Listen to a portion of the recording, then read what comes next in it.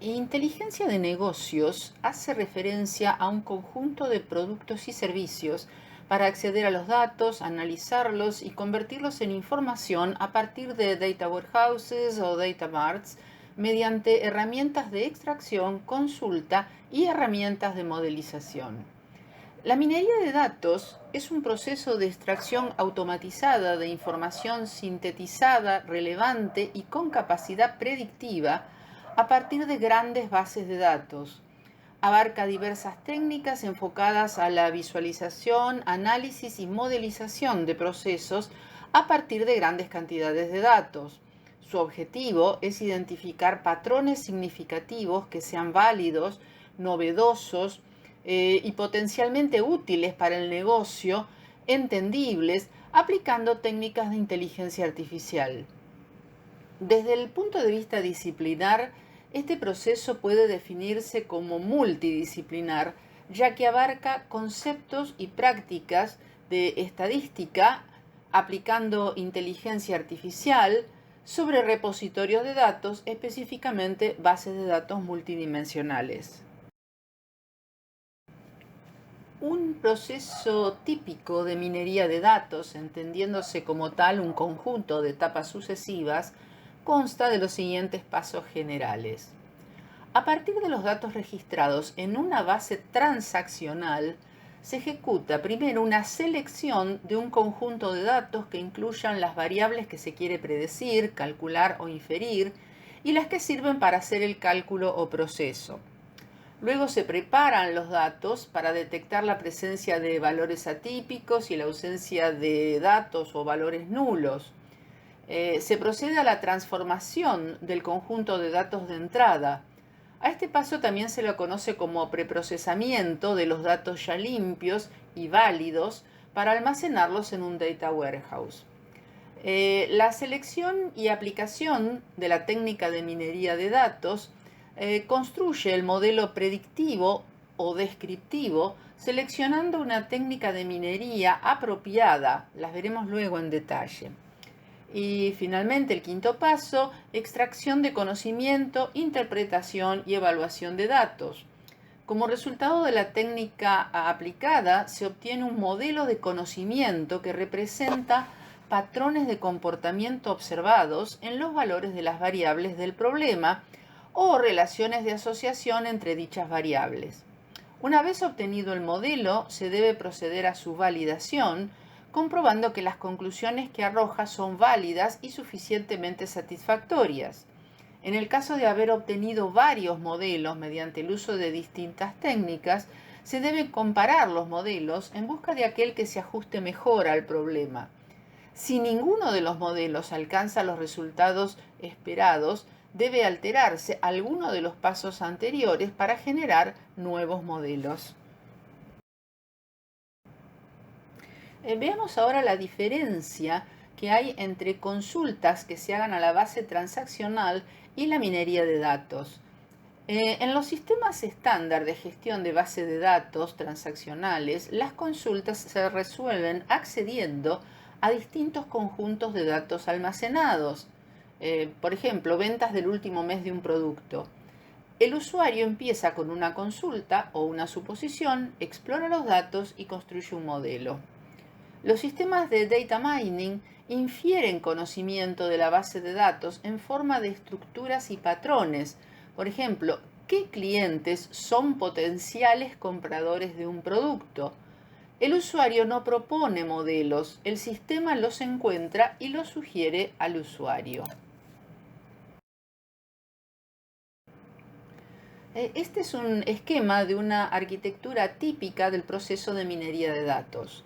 La fuente de datos es el repositorio de los datos ya transformados, como lo son los data warehouse multidimensionales.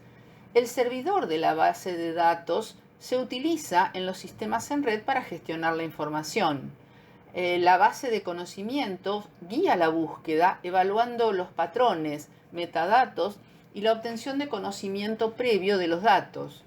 Surgieron a partir de la investigación en inteligencia artificial como respuesta a las necesidades que las aplicaciones de esta disciplina planteaban, Contienen elementos de conocimiento, normalmente en la forma de hechos y reglas de inferencia, así como la manera en que estos han de ser utilizados. El algoritmo de minería de datos permite realizar diferentes tipos de análisis como caracterización, asociación, clasificación, análisis de grupos, evolución y análisis de desviaciones. Los veremos luego. La evaluación de patrones son medidas para conocer la relevancia de los patrones identificados. De no ser significativa, se vuelve a ejecutar el proceso de minería de datos enfocando en variables diferentes para obtener un nuevo modelo que pueda ser relevante. La interfaz gráfica finalmente permite la interacción con el usuario y la visualización de los patrones hallados bajo distintas formas. Las técnicas de minería de datos crean modelos que pueden ser predictivos o descriptivos. Un modelo predictivo responde preguntas sobre un comportamiento futuro de los datos. Un modelo descriptivo, en cambio, proporciona información sobre las relaciones encontradas entre los datos y sus características para poder entenderlos mejor. Veamos ahora cada una de las técnicas que utilizan los modelos predictivos. En base a una clasificación, se evalúa mediante modelos correlacionales las probabilidades de un resultado. Por ejemplo, si un cliente pagará o no pagará de acuerdo a determinados atributos, o el tipo de dolencia que puede tener un paciente de acuerdo a los síntomas. En base a una regresión lineal, que es la más utilizada, se encuentran relaciones entre variables. Por ejemplo, calcular el tiempo previsible que se empleará en corregir los errores de un desarrollo de software. Los modelos estadísticos son una expresión simbólica en forma de igualdad o ecuación que se emplea en todos los diseños experimentales para indicar los diferentes factores que modifican la variable de respuesta. Por ejemplo, análisis de varianza, discriminante, dispersión, etc. La secuenciación intenta predecir el valor de una variable en función de su evolución en el tiempo, a partir de este conocimiento y bajo el supuesto de que no van a producirse cambios estructurales. Por ejemplo, estimar la demanda de energía eléctrica para un periodo determinado. Siguiendo con las técnicas predictivas, tenemos el árbol de decisión. Sobre los datos se van realizando sucesivas bifurcaciones hasta llegar a un resultado o modelo. Se determina la división más discriminante de entre los criterios seleccionados, aquella que permite diferenciar mejor a los distintos grupos del criterio base. Se obtiene de este modo la primera segmentación y se realizan nuevas segmentaciones de cada uno de los segmentos resultantes en forma iterativa. Por ejemplo, se supone que se desea conocer qué pasajeros del Titanic tuvieron más probabilidad de sobrevivir a su hundimiento y qué características estuvieron asociadas a la supervivencia del naufragio. Un procedimiento de árbol de decisión selecciona automáticamente los grupos homogéneos con la mayor diferencia en proporción de supervivientes. En este caso, ha encontrado el sexo, hombres y mujeres.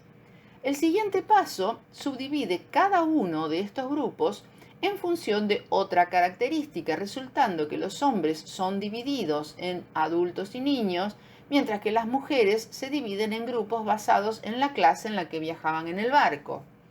Si un pasajero del Titanic es hombre y es adulto, tiene una probabilidad de sobrevivir según este modelo del 20%. La probabilidad de supervivencia de cada una de las subdivisiones puede utilizarse con fines predictivos para vaticinar el grado de probabilidad de supervivencia de los miembros de cada grupo. Las reglas de asociación encuentran interrelaciones entre datos generando reglas del tipo que pasa así a partir de un proceso de aprendizaje de modelo. Por ejemplo, conocer en un hipermercado si un cliente que compra leche muy probablemente compre también pan. Se utilizan los llamados algoritmos de aprendizaje supervisados, que se basan en entrenar un modelo por medio de diferentes datos conocidos para poder predecir un dato desconocido a priori.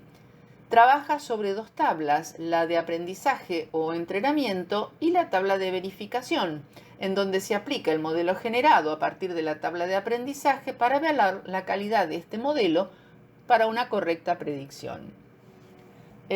Las redes neuronales son un paradigma de aprendizaje y procesamiento automatizado, inspirado en la forma en que funciona el sistema nervioso humano. Cada centro neuronal recibe múltiples estímulos simultáneos que determinan una única salida. Se trata de un sistema de interconexión de nodos neuronales en una red que colabora para producir un único estímulo de salida. Se estructuran como un grupo numeroso de procesadores conectados entre sí, trabajando en paralelo. Aprenden a través del entrenamiento. Las tareas básicas de las redes neuronales son reconocer, clasificar, agrupar, asociar, almacenar patrones y someter a los datos a un tratamiento mediante algoritmos que dan lugar a que se obtengan resultados de índole predictiva. En cuanto a las técnicas usadas por los modelos descriptivos, tenemos el agrupamiento o clustering, que clasifica elementos en grupos definidos por el usuario en base a sus características, agrupando los datos según indicadores de frecuencia en segmentos de comportamiento homogéneo. El objetivo es maximizar la similitud de elementos del clúster y las diferencias entre clústeres. Cada elemento debe estar asignado a un único clúster. Su finalidad esencial es revelar concentraciones en los datos para su agrupamiento eficiente en estos clústeres según su homogeneidad, pudiendo utilizarse variables cualitativas o cuantitativas.